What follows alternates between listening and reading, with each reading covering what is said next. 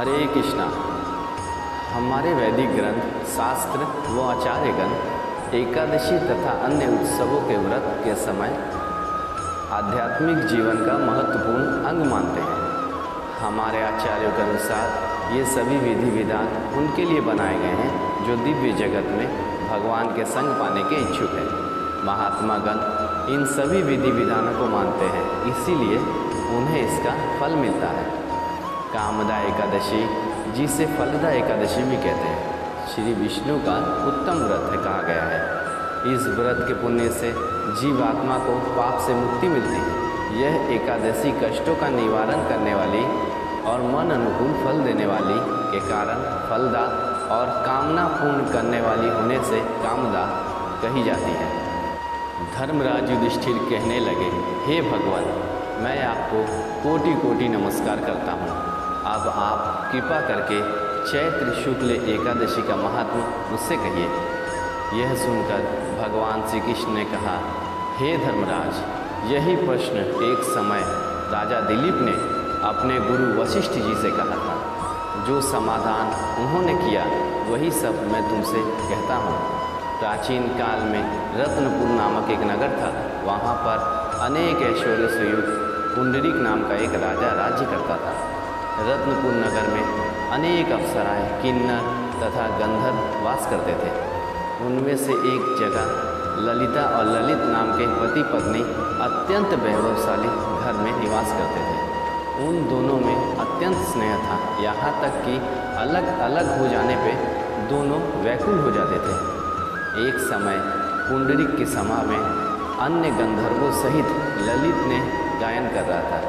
गाते गाते उसे अपनी प्रिय ललिता का ध्यान आ गया और उसका स्वर भंग होने के कारण गाने का स्वरूप ही बिगड़ गया। ललित के मन के भाव जानकर कारकोट नामक नाग ने पद भंग होने के कारण राजा से कह दिया।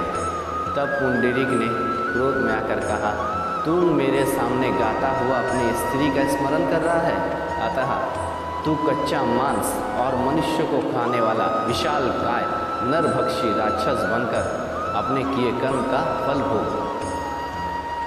पुंडरीक के श्राप से ललित उसी क्षण एक महाकाय विशाल राक्षस बन गया। उसका मुख अत्यंत भयंकर तथा उसके मुख से अग्नि निकलने लगी। उसकी नाक पर्वत के कंदरा के समान विशाल हो गई और गर्दन पर्वत के समान लगने लगी। सिर के बाल पर्वतों के खड़े हुए वृक्षों के समान लगने लगे तथा भुजाएं अत्यंत बड़ी हो गई। इस प्रकार राक्षस होकर वो अनेक प्रकार के दुख और यातनाएं भोगने लगा। जब उसकी प्रियतमा ललिता को ये वृत्तांत मालूम हुआ तो उसे अत्यंत खेद हुआ और वह अपने पति के उद्धार का यत्न सोचने लगी। वह राक्षस अनेक प्रकार के घोर दुख सहता हुआ घने वनों में रहने लगा। उसकी स्त्री उसके पीछे पीछे जाती और विलाप करती। एक बार ललिता अपने पति के पीछे घूमते घूमते विंध्याचल पर्वत पर पहुंच गई, जहां पर श्रृंगी ऋषि का आश्रम था। ललिता शीघ्र ही श्रृंगी ऋषि के आश्रम में गई और जहां का अत्यंत ही विनीत भाव से उनसे प्रार्थना की। उसे देखकर श्रृंगी ऋषि बोले, हे सुमगे, तुम कौन हो और तुम किस लिए आई हो? ललिता बोली, हे मुनि, मेरा नाम ललिता है। मेरा पति राजा पुंडरीक के श्राप से एक विशाल काय राक्षस हो गया है। इसका मुझे महान दुख है। उसके उद्धार का कोई उपाय कृपया मुझे बताइए। श्रृंगी ऋषि बोले, अब चैत्र शुक्ल एकादशी आने वाली है, जिसका नाम कामदा एकादशी है। इसका व्रत करने से मनुष्य के सब कार्य सिद्ध होते हैं।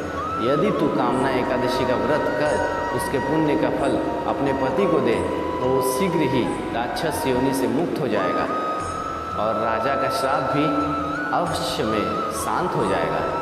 मुनि के ऐसे वचन सुनकर ललिता ने चैत्र शुक्ल एकादशी आने पर उसका व्रत किया और द्वादशी को ब्राह्मणों के सामने अपने व्रत का फल अपने पति को देती हुई भगवान से इस प्रकार प्रार्थना करने लगी, हे प्रभु, मैंने जो ये व्रत किया है इसका फल मेरे पतिदेव को प्राप्त हो। जिससे वे राक्षस योनि से मुक्त हो जाए। एकादशी का फल देते ही उसका पति राक्षस योनि से मुक्त होकर अपने पुराने स्वरूप को प्राप्त हुआ। फिर अनेक सुंदर वस्त्र आभूषणों से युक्त होकर ललिता साथ विहार करने लगा। उसके पश्चात वो दोनों विमान में बैठकर स्वर्गलोक को चले गए। इसके पकार वशिष्ठ मुनि कहने लगे, हे राजन, इस व्रत को विधि पूर्वक करने से समस्त पाप नष्ट हो जाते हैं तथा राक्षस आदि की योनि भी छूट जाती है। संसार में इसके बराबर कोई और दूसरा यज्ञ नहीं है। इसके कथा पढ़ने और सुनने से वाजपेयी यज्ञ का फल प्राप्त होता है। वास्तव में हर एकादशी का पुण्य अपार है।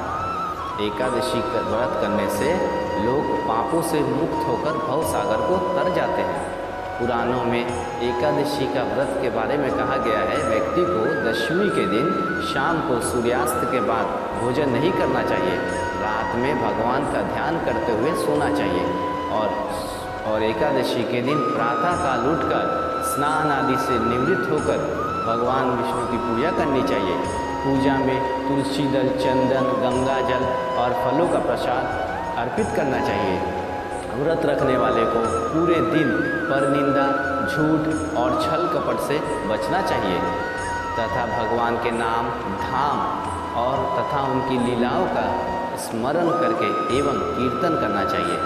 कलयुग के श्रेष्ठ हरे कृष्ण महामंत्र का अधिक से अधिक जाप करना चाहिए ताकि इन सभी साधनों को यत्नपूर्वक निभाने से हमारा हृदय और हमारी चेतना शुद्ध होकर भगवान की श्री कृष्ण के प्रेममयी भक्ति के मार्ग पर आगे बढ़ सके। धन्यवाद। हरे कृष्णा।